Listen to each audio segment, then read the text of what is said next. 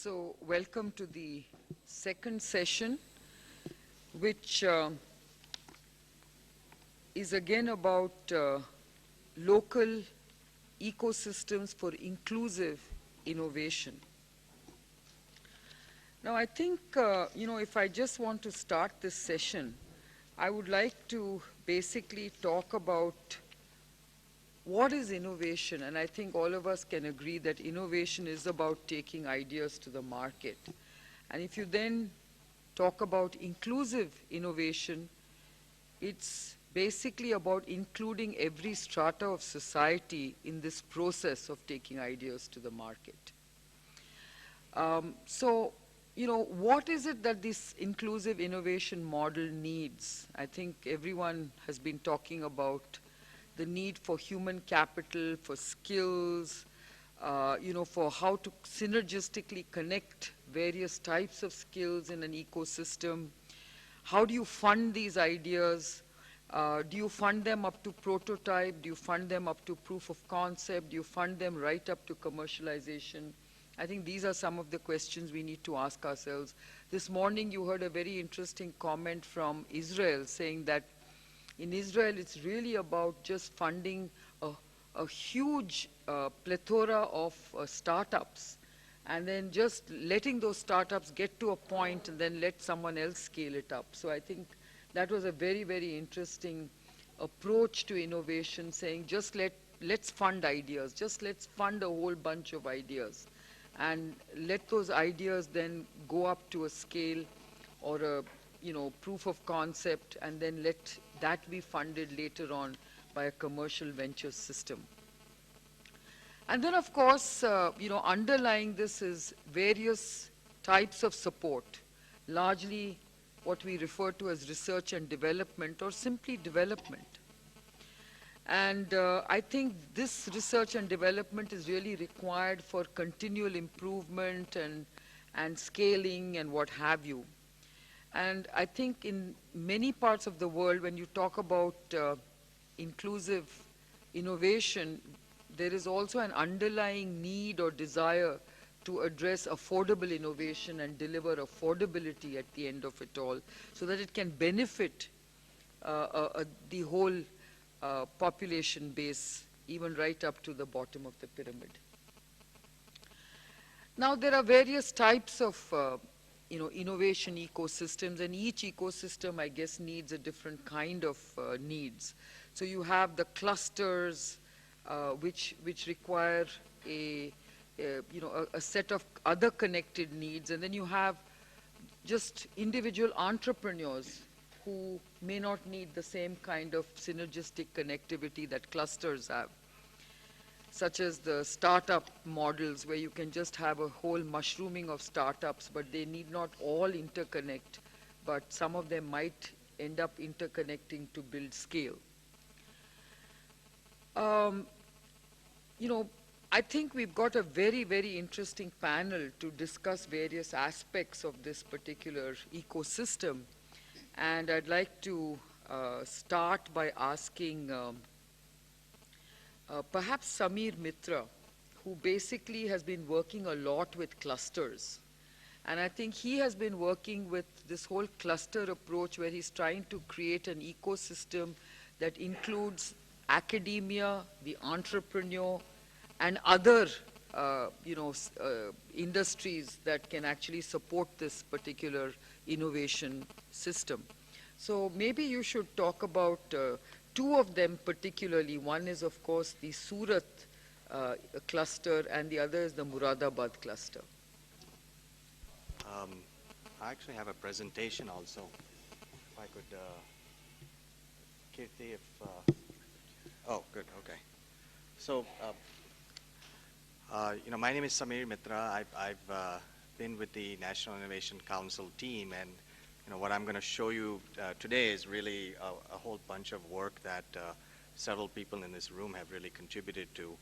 And just to give you a little bit of a background about myself, I'm actually based in Silicon Valley. I'm a software technology entrepreneur, turned and decided that I need to help a broader population, and got a unique opportunity at the National Innovation Council to do some unique work. And so I really wanted to focus on driving innovation for the bottom of the pyramid, inclusive innovation. So let's see. Okay. Why doesn't this move? Okay. So just to give you an idea about clusters in India, clusters, India has about 5,000 industry clusters. To just give you a sense, this ranges from handicraft all the way to high-tech software, automobile components. And interestingly, most of these clusters really represent the primary job creation engine, because most of these clusters consist of small and medium-sized units, industries. More uniquely, most of these clusters really contain units and companies that are in the informal sector. That means they're actually not registered as companies, and they actually represent the primary job creation engine for India. And so how do you really drive innovation for these particular units that have no access to technology, financing, R&D, and how do you really drive this? And that was really the challenge that we took on, to just see how can we drive inclusive innovation. To give you a little idea, as Kiran mentioned, there's a cluster in India called the Gems and Diamond cluster, which is in Surat, Gujarat. It's about a 600 square kilometer area that represents 12% of India's exports. So it's a huge cluster, although not an area, contains probably about 23,000 companies, most of them in the informal sector. And when you go investigate that particular cluster and you find out where is innovation happening in machine tooling and precision capabilities of cutting gems, you go to the universities locally over there, and the biggest R&D projects in the universities are all related to leather. It has nothing to do with gems or diamonds or anything related to that. It doesn't even impact the local industry. So it just gives you a sense of sort of the disconnect that exists locally. And we really wanted to just demonstrate that innovation really needs to happen at a local level, and it is all about connecting. It's about connecting the different local assets that exist there, and then really having a common purpose to really drive innovation and create a collective to drive innovation, rather than individually each company trying to do their own things. So we created this program, and the idea was fundamentally, let's take the pre-existing assets that exist at each local cluster. And these are enormous assets. These are knowledge, talent, relationships, huge amount of capabilities that exist in existing clusters. And let's not go create a new building. There's a lot of government programs say, let's go create a new building to drive innovation in this local cluster. We just said, let's take existing assets and leverage that. We then came up with a new idea. We said, in each cluster, there is an industry association that represents the interest of this cluster. Typically, associations mostly focus on lobbying efforts with government or state governments. So let's convert these industry associations to basically act as the shepherds for innovation end to end. So the association becomes a collective agency to drive innovation for each individual unit, because each individual unit can't afford its own R&D, can't afford to attract talent to bring up with new products. But the industry cluster association could act as this collective agency locally to drive innovation end to end. So we created these local innovation, inclusive innovation ecosystems, both consisting of formal units and informal units, and really institutionalized what we call the cluster innovation center in each industry association locally. And that is where we brought all the connectivity into R&D institutions, universities, and they acted on behalf of the entire cluster. And we also did this with local universities as well. So it was not just the industry associations. As Kiran mentioned, we also did it at the local universities. We created, again, CICs, these cluster innovation centers. So just give you an idea, this is pilots in India. We did about 7 pilots. These 7 pilots collectively employed about 1 million people, had about 85,000 companies, and represent close to about 4 billion in revenue. And these are just 7 clusters in India. So you can imagine the enormity of scale that we had to deal with. This is an example of Moradabad. This is a cluster in Uttar Pradesh, which is the primary cluster for brassware. And brassware is exported. Brassware articles, these statues, various gift items, they're all exported from Moradabad. And the left-hand side really shows what the industry association had as an ecosystem.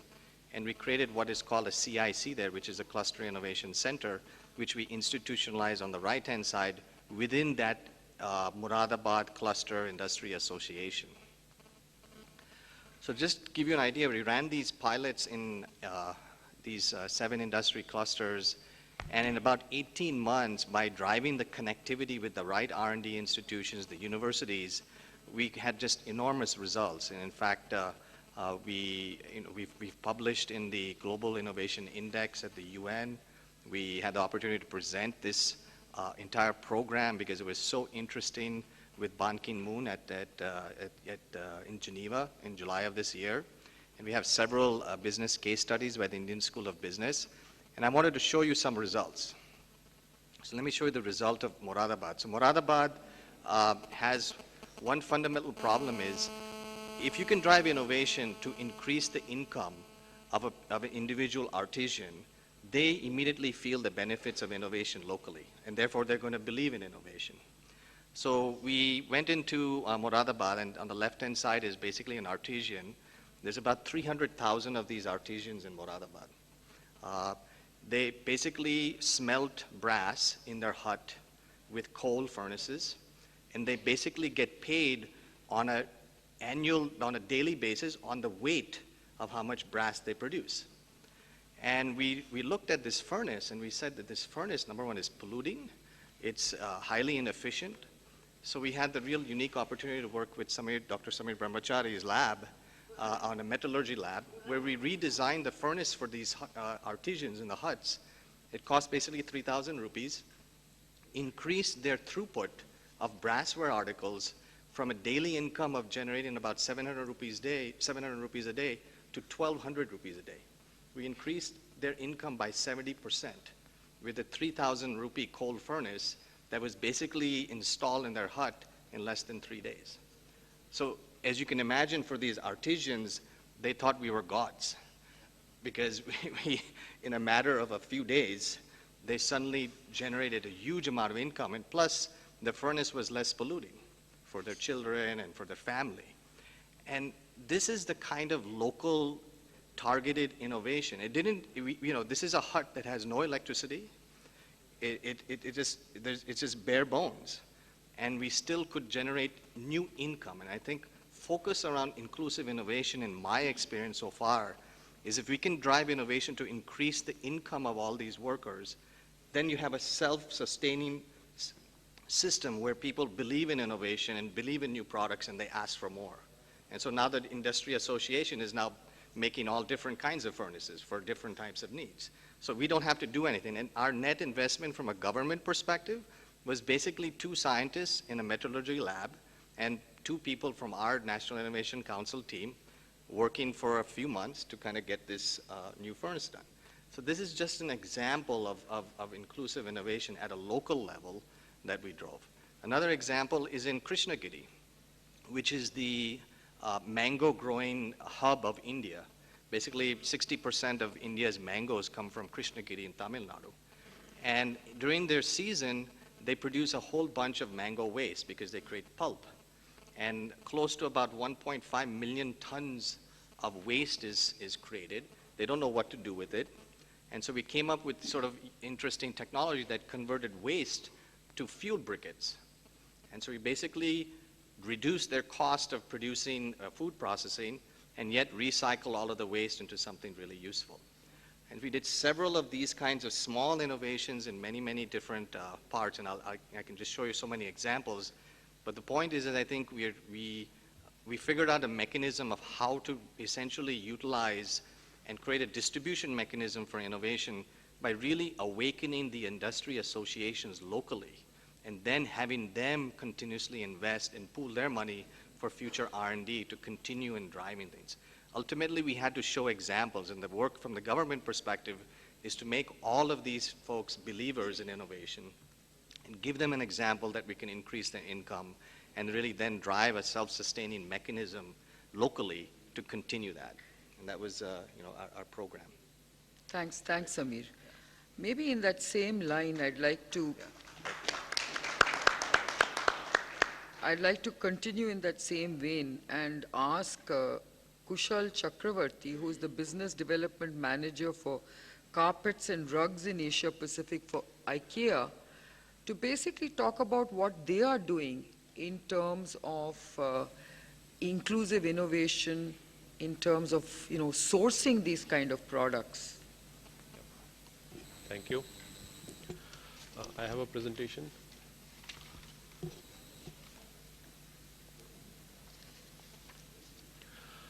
My name is Kushal, and I work in IKEA, looking after the rugs and carpet business in Asia Pacific.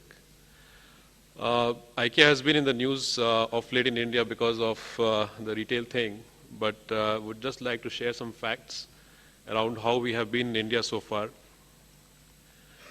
IKEA has been in India now for almost 26 years, and we have been running a purchase operations, buying close to $450 million of products. And there are approximately 400,000 people who are employed by IKEA through our suppliers and sub-suppliers. I would like to share an example about how we have used the local ecosystems and inclusive innovation to transform an industry. Carpet production, as you know, is very labor intensive, especially the handmade carpet production. And almost 50% of the cost of a carpet is actually from the wages of the weaver. And with increasing competition in the global market and with machine-made alternatives, there has been over the years a lot of downward pressure on the cost of the carpets, and that has led to the weavers earning less and less, making it a very unprofitable and unsustainable profession for them. So in IKEA, we decided to transform this situation, and the only way that we could do it was through innovation. And the first step that we took was to bring the carpet production into factories. So it moved the work, which was like a subsistence weaving happening in the homes, into an industry where there was work every day. And the weaver was also assured of the social security benefits, and they also got the legal and fair wages for the work that they were doing. So that was the first step, and having done that, we went into innovation, where we introduced a new loom, which we have developed through our people in IKEA as well as with our local partners. And this loom is actually helping and creating a lot of benefits in terms of earlier it used to take 4 days for a weaver to make a carpet. They can actually do it in 2.5 days now. There were 2 weavers who required to be working in a single machine. Now we have 1 person who can do it. And the biggest impact has been that what used to require 3 months of training, in which there were a huge number of dropouts, now it takes just 3 days of an orientation to get them to weave on these carpets. Then the looms which have been there so far in the industry, for maybe close to more than 100 years, was very much made in the way that men could operate it. So this new loom is very easy for women to operate. And that has had a huge impact in terms of getting a lot of more people and women especially to come and work in the factories. And what was seen as traditionally a very low level of job is actually now being seen as something which is respectable. We have got good quality of the product, and also the new loom is highly ergonomic, because of which the health of the workers and their tiredness levels are much lower than what it used to be before. So having done this, what we are seeing is that we have enabled a lot more people to get involved in this carpet profession. There are more women who used to stay in their homes in the villages, and they are now coming to the factories, and they have a regular job. So we have actually helped in the skill development. We have provided people with a training and a knowledge which helps them to earn a sustainable livelihood in their local places. At the same time, through our IKEA Foundation, we have opened a number of schools in these villages, which allows the children to get the education over there. So when all these efforts are put together, we see that we have supported to create a local ecosystem which is providing a better everyday life to the weaver. And the customers love to buy the handmade carpets in the IKEA stores. And we also have the weavers who are really happy and earning a good living by making these carpets. So this is something which we can share here as a good example, which is a win-win situation because we can sell more carpets. And also the people who make these carpets in the villages and the weavers, they are also getting a fair, equitable wages, and they have a better life because of this. And this is what we share as an example of creating a better everyday life for the many people, which is what the vision of IKEA is. So this is what we wanted to share from IKEA today. Thank you. Thanks, Kushal. So I think you can see the innovation and the design aspect of innovation that can make a huge difference to outcomes and thereby inclusiveness. And I think there was another very interesting, technology use that I heard of the other day, which was really about training even high-end skills like welding, where, some new tools have come in where you can just basically train a person just how to weld very, very accurately and effectively by getting them to follow instructions on a toolkit.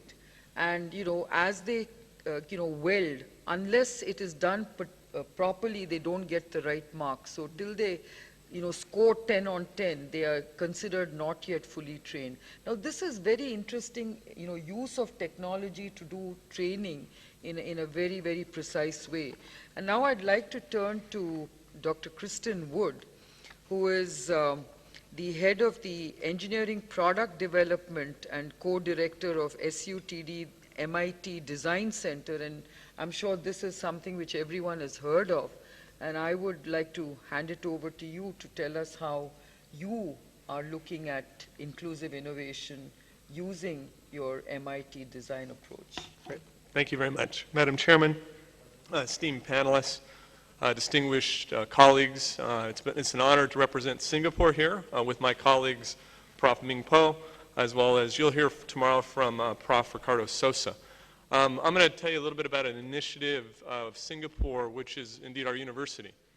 Singapore University of Technology and Design, or SUTD, is founded really as the fourth national university 2.5 years ago to really look at innovation and bring it complementary to the wonderful universities that are there, a little bit of distinctiveness, a little bit of new approaches to think about innovation and to inspire risk-taking in a country that's actually been risk-taking since its founding, and perhaps do it in a different way. To do this, I want to tell you a little bit about the International Design Center as an example of local ecosystems for inclusive innovation. And let's see if I can get this to work.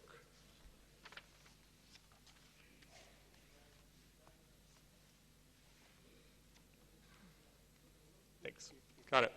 A little bit about its structure. SUTD is formed as a university, not common to most universities around the world. It has no departments. It has no schools. It has no colleges. Instead, the university is founded very much on what the world will need today and what the world will need tomorrow in innovation.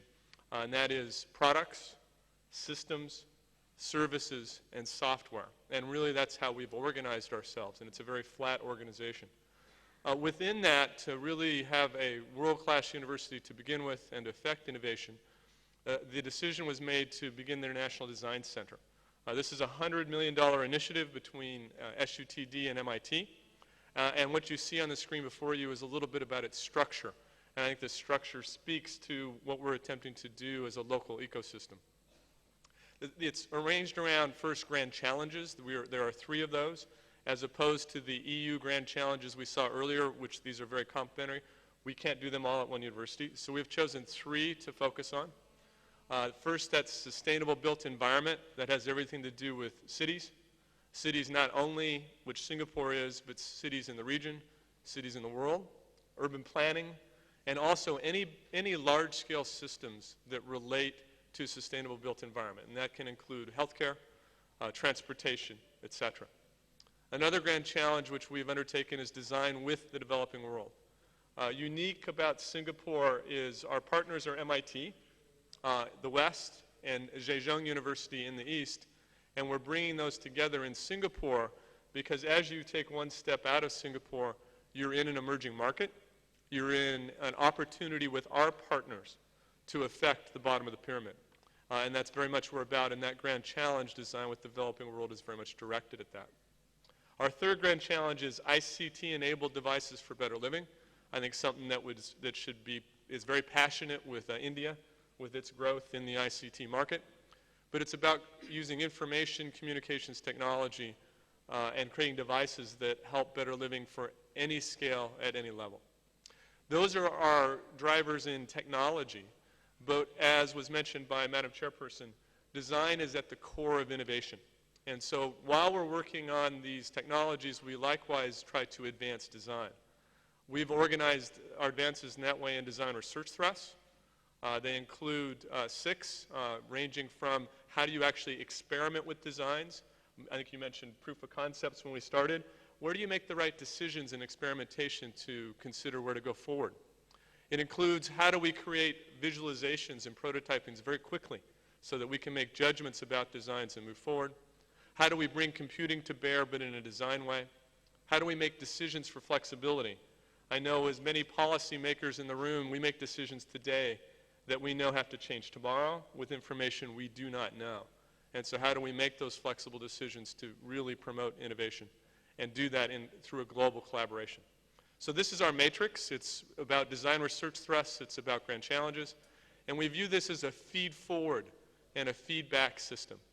As we make advancements in actual innovations in technology and our grand challenges, they inform how we should do design, how we should advance methods, techniques, methodologies, and processes. But then as we advance design, it then comes back and informs the innovation and that ecosystem. So that's our structure. You can see some acronyms up there, EPD, ESD, ISTD. Those are our pillars. And again, they're oriented to services, products, software, and systems.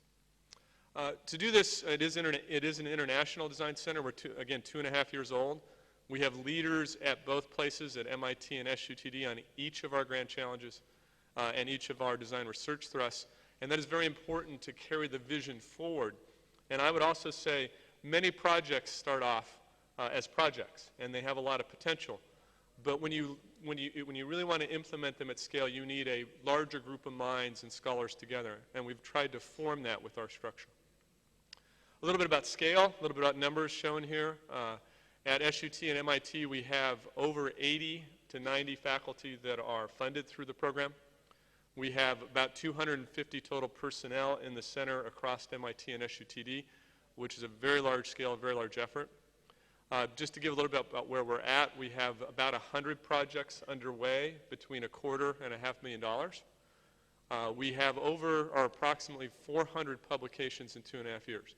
Well, that's just scholarly. That doesn't necessarily help the bottom of the pyramid. But you'll also see up here we have accolades and we have patents and other things that are being generated at a very fast rate from this ecosystem, which we think Singapore is very smart to set up. Leveraging to us is very important, and this is just one metric. But in terms of grants, we've leveraged about $20 million from industry, from government agencies, and from other centers, and working on things together rather than working in competition. Our facilities, I'd invite you all to come visit us. We're looking for partners continuously. Maybe I'll skip the facilities a little bit, even though they show really some very inspiring aspects about our design and tell a lot about us. And where I'd like to end with is maybe just some snapshots to capture your imagination of what our local ecosystem is doing. And these are just snapshots. So to capture imagination, imagine a city form lab led by our architectural faculty where you can take any city around the world eventually, but now many cities in this local region, and be able to answer things like what is its urban metabolism? What are the pedestrian pathways around any region of the city? What are the natural emerging centers of the city that were never formed by the government? asking those type of questions to advance cities of the future. Imagine, if you will, and I'll skip a couple here. Imagine, if you will, taking places like bus stops and the fact that cities of the future will be less about cars and more about getting people from point A to point B in a very sustainable way, and taking bus stops in a region where you don't want to add energy into it, and it's a very hot region in Singapore, for example, and changing the shape motivated by airfoils so that you can effectively reduce people's temperature by 2 degrees C just as they sit there, just making that environment more comfortable as we move people from A to B. Maybe an innovation. Imagine, if you will, being able to take ideas very quickly, shown here maybe a rubber ducky and just any concept you can have in your mind, and creating a large-scale prototype in a day or two, where if you use current technology, it perhaps takes you weeks. Imagine, if you will, that we're looking at health centers around the world in very poor parts of the world, and we want to add an autoclaving system, a sterilization system. So we're going to partner with an Indian company that makes pressure cookers, modify those pressure cookers, add some technology that's very important to them, and attempt to reduce infection rates at these clinics by 50%. Imagine, if you will, or at least a different wheelchair concept, which we call the leverage freedom chair, that mobility in wheelchairs becomes much different, built for the terrain of the environment of perhaps where people live, not of the developed world where it's smooth paveways. Instead, imagine this right now being manufactured in India. Imagine, if you will, a microfluidics project by a couple of our faculty where we want to be able to take a sample from a person in one of these clinics, very quickly isolate a cell with microfluidics, and do this for pennies, and being able to diagnose disease very quickly. And imagine what the reverse innovation would be in the developed world. Well, Madam Chairman, I think I will end there. Hopefully I've captured a little bit of imagination, but that's a model, at least, of our local ecosystem in Singapore. Thank you very much. Thank you, Chris. And now I'm going to turn to Dirk Pilat, who's the Deputy Director for Science, Technology and Industry at OECD, and ask him to talk about, how the OECD looks at innovation in terms of both funding and scaling. Thank you, Madam Chair, and it's a pleasure to be here again. I was here last year, and it was a privilege to be here. At that point in time, it's an even greater privilege to be back and to join this gathering again. I'd like to talk a little bit about some of the work which we're doing at the OECD in this area, but it's a bit of a challenge to be surrounded by 6 people who all represent a region or a country, and so what I'm trying to do is more to talk a little bit about some of the evidence which we're trying to gather at the OECD, which is more about scaling and also where we see some new opportunities coming from. And the interesting thing, what we try to do here is looking across countries on where actually new job growth has been coming from in recent years. And this was data looking through the crisis, 14 OECD countries, and we also were very fortunate to have data for Brazil in this area. And the interesting thing is that we found that all the new jobs that have been created come from young firms, from firms of less than 5-year-old. Whereas all the job destruction which we have been seeing in many OECD countries and also worldwide have been coming from older firms, from incumbent firms. And I think this is something which we're not necessarily very familiar with. I mean, my presentation now seems to go a bit fast. But it's really to try and show that a lot of that new firms, startups, are really much more important than we often make them out to be. So also new opportunities, to try and create these new opportunities is extremely important. We also, I think what we're trying to do here is to change the debate a little bit from small to young. I mean, I think small firms are very important, but also I think what's maybe even more important to get this regeneration, to get these new opportunities come into the economy, and that's why startups, that's why young firms matter so much. So what we're finding here is that actually older small firms are actually destroying jobs, whereas younger firms, that's where a lot of the new jobs are being created. And I think that's a challenge to think more about. Just to look across countries, and what's interesting here is actually the first country you see here completely on the left is Brazil. where 70% of the new jobs actually have come from young firms. A lot of the jobs really coming there, but also from a lot of actually European countries where you wouldn't necessarily expect it. Most of the job growth coming from these younger companies, which are sort of the generators of new opportunities in the economy. Now, I think the challenge which we see in many countries, however, is very much around scaling. And this has come up quite a lot already this morning. What we found in many countries, the problem is that a lot of firms just, once they have entered into the economy, they don't grow. They stagnate at a very small scale, so you don't really get this sort of scaling of these opportunities in the economy. The big example, which we've always been looking at, which we still have, is that the United States is still the economy where firms come in relatively small and they scale much more over time. They grow a lot bigger than they were earlier on. Whereas if you have a country like Italy, where firms enter into the economy actually at a very similar scale than the United States, but they stagnate at a very small scale. And the question is, where is this coming from? I think also if we're talking about inclusive innovation, inclusive growth, we need to see this scaling of these new opportunities. We need to see this scaling of new ideas. And the question is, therefore, what are some of the barriers which affect this? Well, we've been trying to look at this, and I think there are a couple of things which we found. One is that and this is actually also in response a little bit to a challenge which Professor Gupta raised to me earlier in this year and when he was in Paris, which is basically, do firms that innovate actually get more resources? Are these actually the firms where money is flowing to? And what we found, again, very big difference across countries. Countries like Sweden and the United States, where money is actually flowing to firms that innovate and that are patenting. Whereas in other OECD countries, even a couple of countries which we wouldn't expect this for, the Netherlands, Denmark, Spain, Italy, resources don't necessarily flow to the most innovative firms. And I think this, again, for inclusive innovation, for growth, this is what you need to see. You want resources, opportunities to be really supported by funding, by resources that have to flow to them.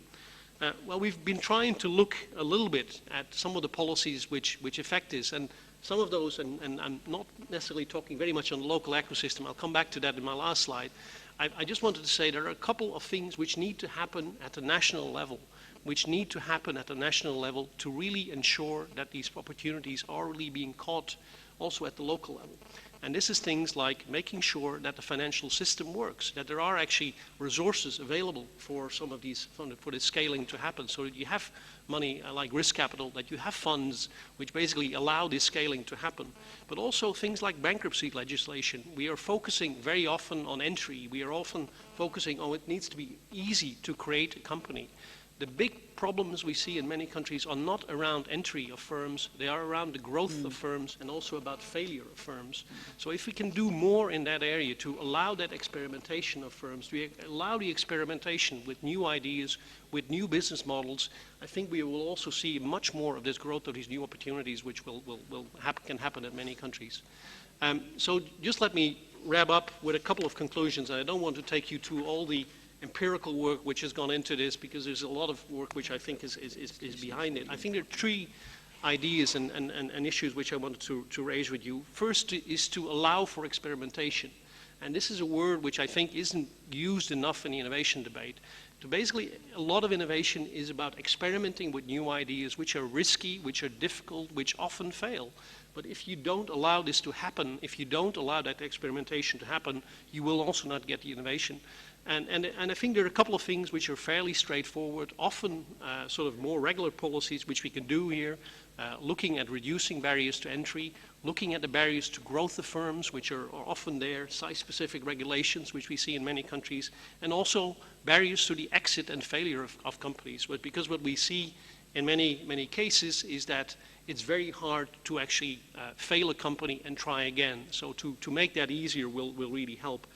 The second thing, I think, which we also found in a lot of our work, is that sometimes a lot of the policies which we currently have in place are biased against young firms. They are biased against innovative companies, because we still, also in a lot of the policy making which we have going on in countries, we talk to the incumbent firms, we talk to the multinationals, we talk to the large firms. We don't talk to the young firms because basically, well, who do we talk to? And they're not as clearly sort of organized in many cases. So to try and do that, to really create more opportunities for younger firms, for new companies, for entrepreneurs to talk to policymakers, and to make sure that we have a level playing field, I think is extremely important. And then finally, if we do these things right, then I think we also create a lot more opportunities for specific policies at the local level, which are crucial, because I think this is where innovation happens. And I think the examples we're hearing here are all extremely good cases of trying to bring people together, to network, to increase access to risk capital, to develop networks, to mentor entrepreneurs, to develop skills, because these are the things which are much better done at a local level than at a national level. So these are a couple of the things which we're finding in our work, and I hope it's been helpful. Thank you. Thank you, Dirk. I think you raised some very, very important aspects of creating the right ecosystem, which is really about the ease of starting companies and, more importantly, as you very rightly said, having the right bankruptcy legislation that allows companies to shut shop as well and start the next company. And I think very often what we find in many parts of the world which are very risk averse, there is a stigma attached to failure, and it's very, very difficult to close down companies that are not working. So I think what you've raised is very, very important in terms of the right ecosystem. Now may I turn to Siju Kurvilla, who is someone who has actually set up an incubator, a village incubator in Kerala, and we'd like to hear about your case.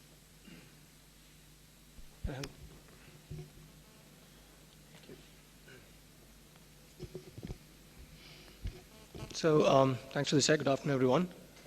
It's a pleasure to be at this particular forum. And it's also great that a lot of themes have a lot of resonance, be with respect to having a local ecosystem or leveraging open innovation models. And so broadly, what we do is an initiative called Startup Village. It's actually an incubator at its heart. It's a not-for-profit society. It goes back to the fact that we ended up being entrepreneurs soon after college, and we decided we want to try and see whether we can get other kids also to do the same thing. So with that, let me just briefly take you through what we're doing it and why we are doing it. And in that sense, the context is such that, so we had a conversation about various issues in India.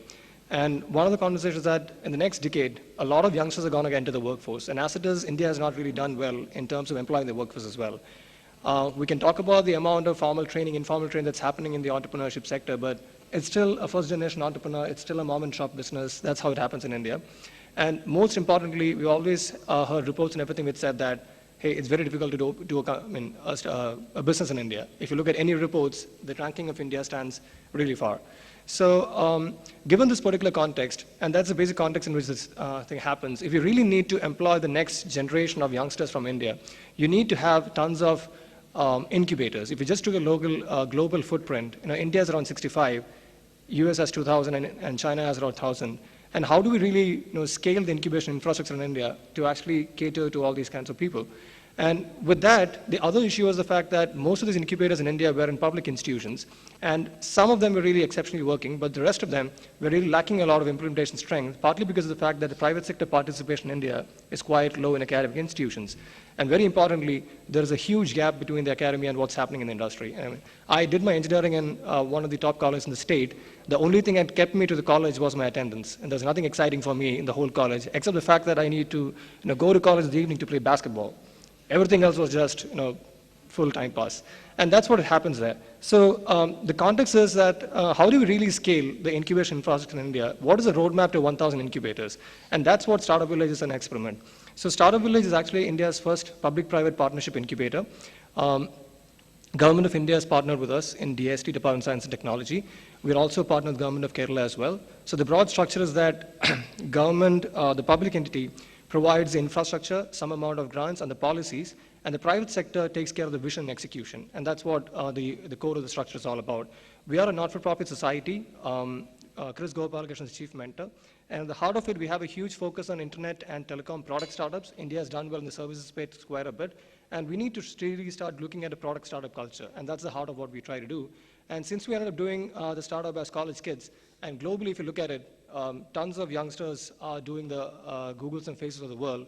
So we really looked at it and said that why can't our youngsters also do the similar things as well? So at the core of our vision is to try to search for the billion-dollar company from our college campuses. So if we guys could do it, anybody in college could actually do it. That's the spirit which drives our philosophy. It all started back in our college when we ended up doing our own startup in 2005. We were all first-generation entrepreneurs. My dad is a government servant, and all of us had this idealized notion of getting a good job and getting doing education well and getting a good job. And we happened to get into this incubator called Technopark in Trivandrum, and that was our first exposure. And that's when someone actually mentored and guided us to these various concepts. And this particular was the initial starting point. That's the backdrop of the whole thing. And Technopark over the last 5 years had really seen, so when we started, we were the only company in Technopark. We were the only student startup. Not even our friends understood what a technology startup was.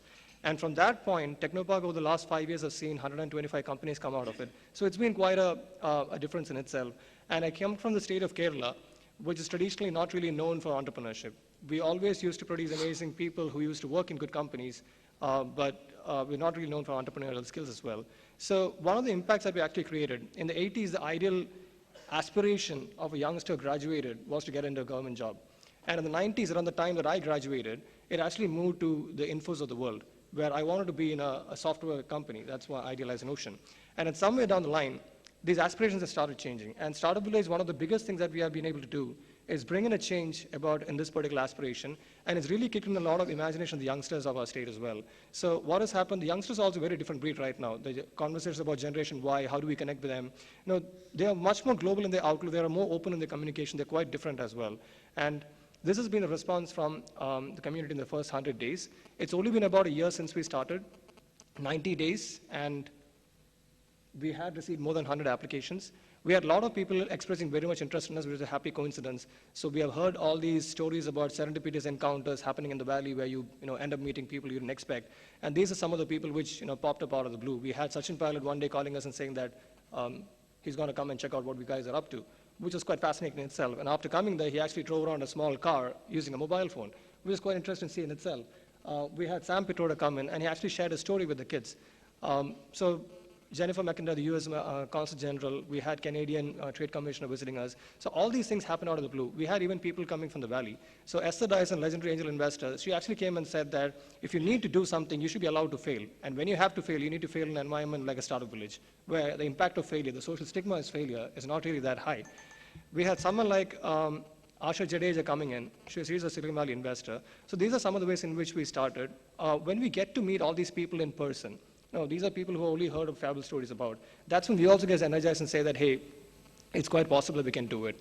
Biggest thing, parents were quite dismissive to people doing entrepreneurship. Now, parents also feel that Startup Village provides a safety net for kids to actually experiment. They're having a lot of leeway. We have been able to do a lot of difference in terms of changing the mindset from being a job seeker to a job creator. And this is just in the first 1 year. Kiran was the person who actually announced the launch of Startup Village last year in 2012. And he also alluded to the concept of giving university credits to students. So this is an example of what we did. We worked with the government, and the government actually came up with this education policy. If you are doing a startup with a government-recognized incubator, you actually get to bug 20% of your classes and get 4% grace marks. Which is interesting because that'll open the floodgates. It'll be available to everyone. You're actually legitimately allowed to do something which you're interested in while not being an either-or. Either you pursue your studies or you do your entrepreneurship. We faced that challenge when we were in college. So something interesting the government did. And this has created a lot of resonance in the crowd with students. So these are some of the initiatives happened there.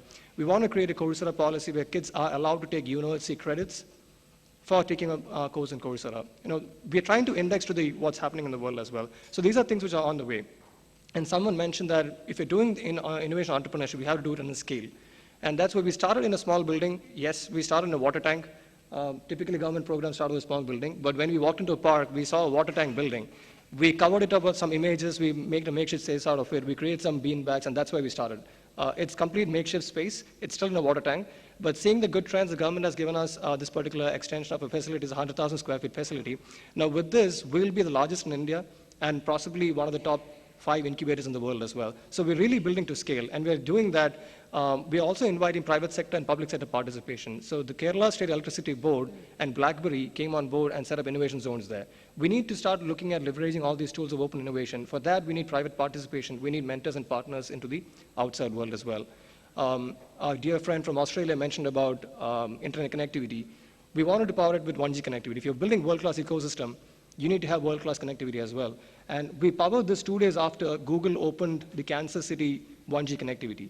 And the 1Gbps connectivity which we had was actually a genuine innovation. It's one of our startups who pieced together 157 lines into a 1G connectivity using his own proprietary technology. And that's how we did it. That's the only inauguration function.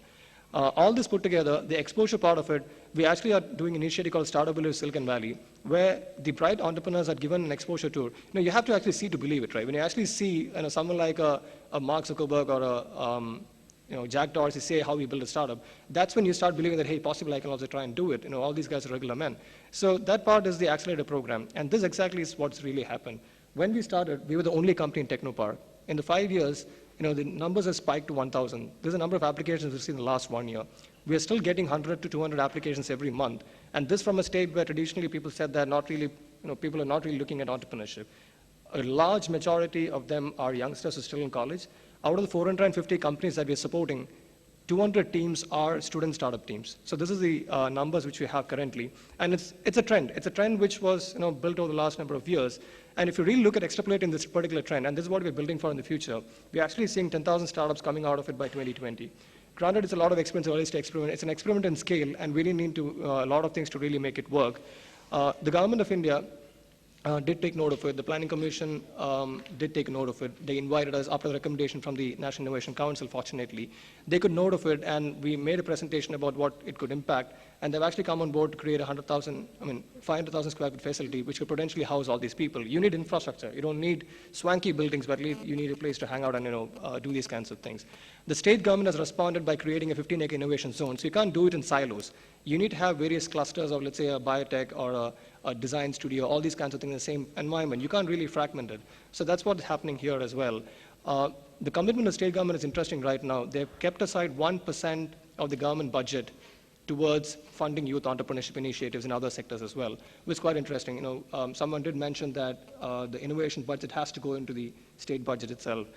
For the first time ever, a state celebrated an Entrepreneurship Day on the 12th of September, which is quite interesting itself. We wanted to call it a Startup Day, but startup was too much of not really acceptable to the government, so we decided to go for Entrepreneurship Day. So September 12th is Entrepreneurship Day. So to conclude, what we are doing is India's largest attempt at creating a blueprint of how do we scale the incubation infrastructure in India.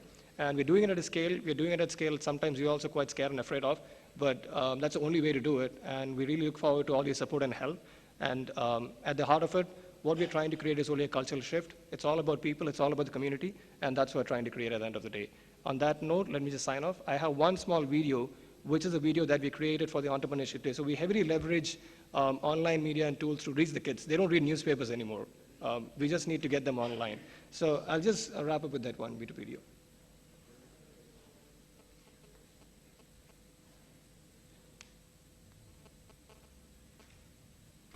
What we're trying to create is only a cultural shift. It's all about people, it's all about the community, and that's what we're trying to create at the end of the day. On that note, let me just sign off. I have one small video, which is a video that we created for the Entrepreneurship Day. So we heavily leverage online media and tools to reach the kids. They don't read newspapers anymore. We just need to get them online. So I'll just wrap up with that one video. They're trying to fix the voice. Is only a cultural shift. It's all about people, it's all about the community. One man believed that India lives in its villages. One man believed that he could change the world. We believe in a new dream for a great future.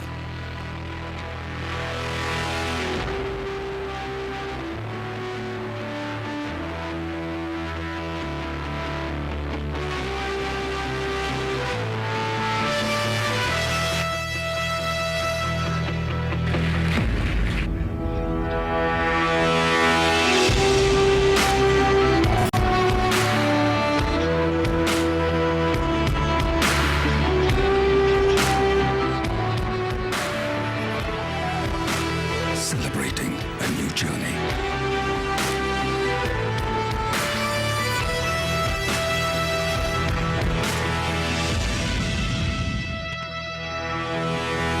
One man believed that India lives in its villages.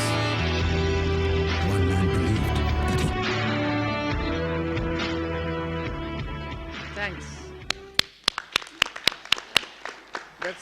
That's very exciting, and we wish you all the best. And now, last but not least, I'd like to call upon Professor Michael Gregory, who is at the Institute for Manufacturing at the University of Cambridge, to share his views on this whole area of inclusive innovation. Well, good afternoon, everybody. It's great to be here in such an innovative environment. I'd like to say a little bit about the evolution of the Cambridge phenomenon. It's a rather strange title, I suppose, but I think it reflects the Cambridge startup village, a rather different style, but a startup village. I always worry a bit about the name phenomenon because when the consultant report that was written that applied that label, I don't think there was a Cambridge phenomenon, but it seems to have happened since. I don't think all innovation is driven by consultant reports, and there's real substance underneath it, I believe. This, of course, is a very bottom-up thing. Many of us who end up as academics do so because we're unemployable.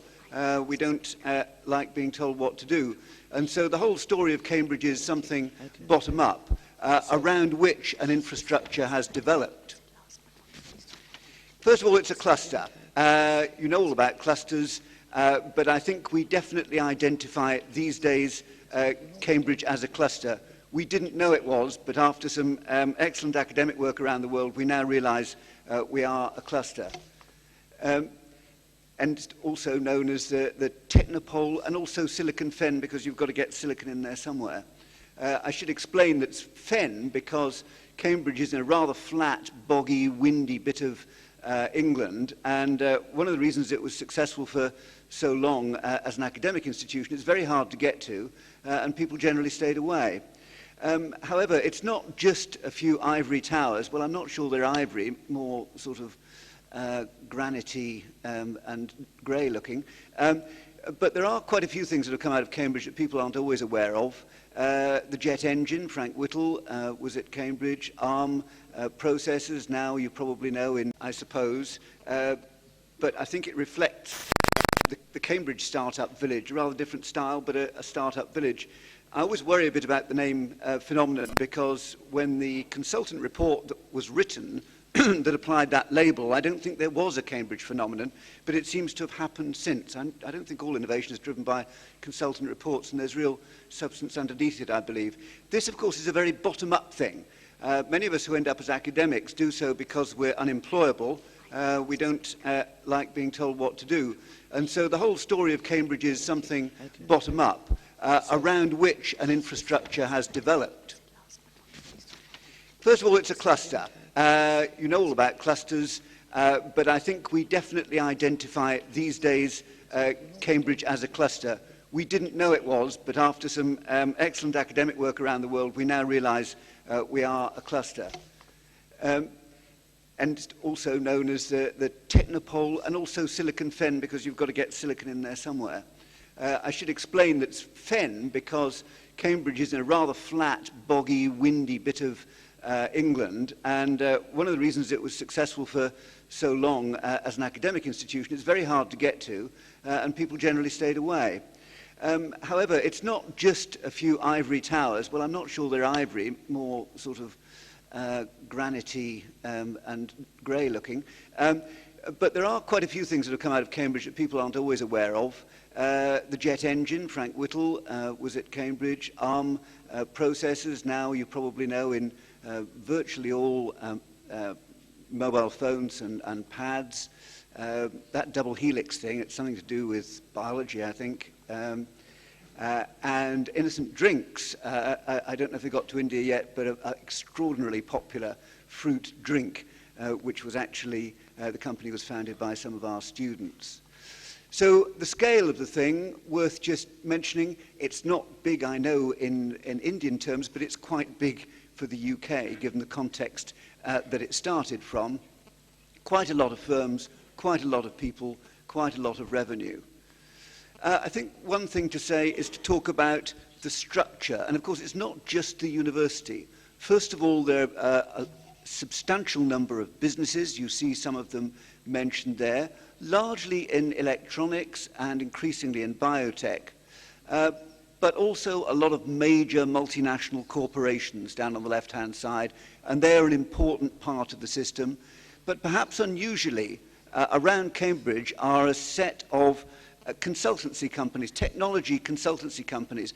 I'm mildly allergic to consultancy companies. I probably shouldn't say that in this company. But these are technology consultancy companies, and they it turns out, play a critical part in the local ecosystem.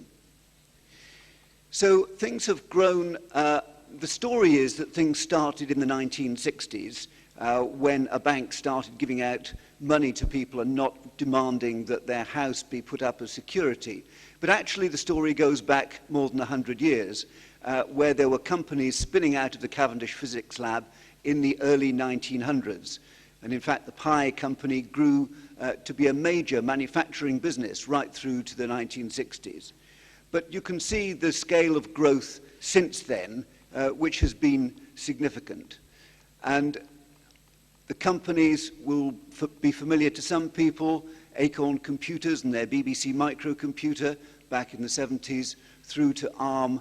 And we were awarded, I don't think we collectively take much credit for this, but a recognition, at least an external recognition, of Cambridge as a highly innovative place. I think just a few pictures now to give you the sense of rate of change.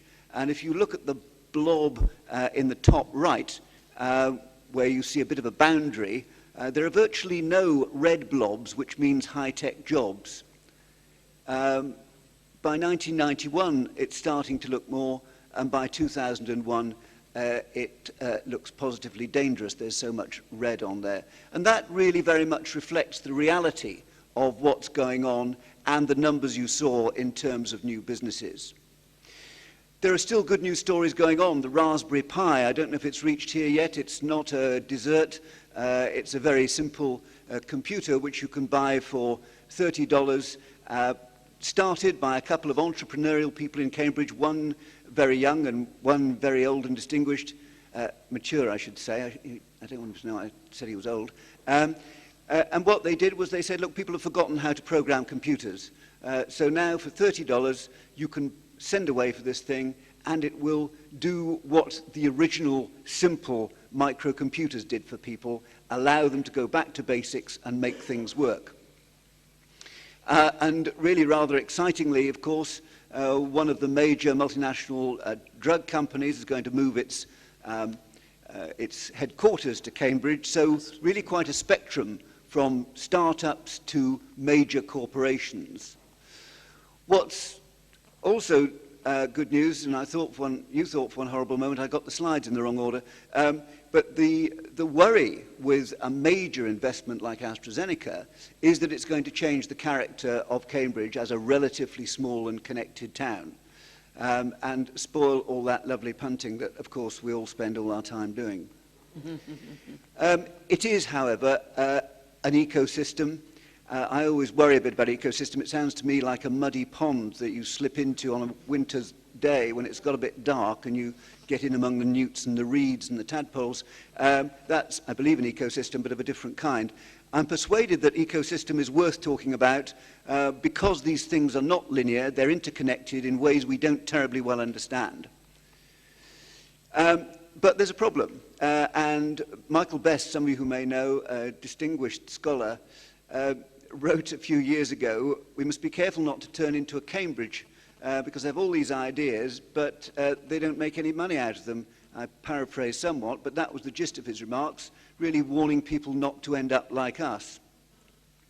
So, look, something works in this funny little town, but how does it work? There are a lot of scholarly articles on that subject, none of which I find particularly convincing. But I'll tell you some things about the place which are replicable. It's a very open society. You can talk to anyone. You can pick up the phone, whether you're the most junior undergraduate or the most senior professor. It is understood that you can talk to anyone. Strangely, because people see all those old buildings and think there's loads of hierarchy, there is not. It is genuinely multidisciplinary. People live in the colleges. We haven't got time to go into that now, but people live in multidisciplinary communities, and they're all mixed up. I don't mean in a bad way. Social and professional activities are intertwined. Now, always get into trouble for saying this. There are only two major English contributions to global civilization. One is Shakespeare, but not many of us understand, and the other is pubs. And pubs are places where you can go and have a drink. It doesn't have to be alcohol, but they are totally open places, and you will see people in pubs, not all day, but during the evenings in Cambridge from all sorts of backgrounds, at all sorts of levels, talking largely about work. Occasionally, I regret to say, about football, but largely about work. University and industry are genuinely engaged, organically engaged.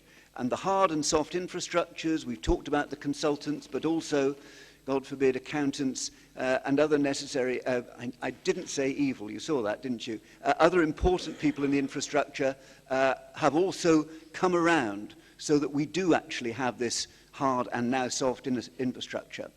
But why not bit more big companies is the big complaint. Concern internally, I think. And what's new in Cambridge is manufacturing. Now, manufacturing, as my wife says, it's not new. We've been doing it for thousands of years, haven't we? The point is that I think there's a renaissance in thinking about manufacturing in the UK, and I think in many countries around the world, actually. But it's coming at it thinking about manufacturing as the full value chain, not simply bending pieces of metal or squirting bits of gloop. Important as those activities are technically, we like to think about manufacturing as the full value chain. We've set up an Institute for Manufacturing designed with the crazy intent of linking engineering and management and policy in close integration with industry. And unaccountably, it should have been strangled at birth, in my view, but it seems to have grown from 50 to 200 people over the last few years. It has research centres, all dedicated to linking education, research and practice, ranging from production processes through technology and operations management to science and technology policy. And innovation is at every stage, we would argue, of that value chain, from R&D through design, production, distribution and service. And the critical thing, I think, which is the change, is that the education, the research and the practice are interwoven. The people live in the same environment, they work together, they teach each other, they work with companies together. That's us. Thank you very much. So for a shortage of time, I think I'm going to conclude this session, but suffice to say that I think we've had a very, very diverse range of very interesting views and discussions around the ecosystem. And I think over tea, I would recommend and encourage you to talk to the speakers. So I'd like to thank every one of the panelists here for an excellent expression of views. And I think we are ready for tea now. Thank you.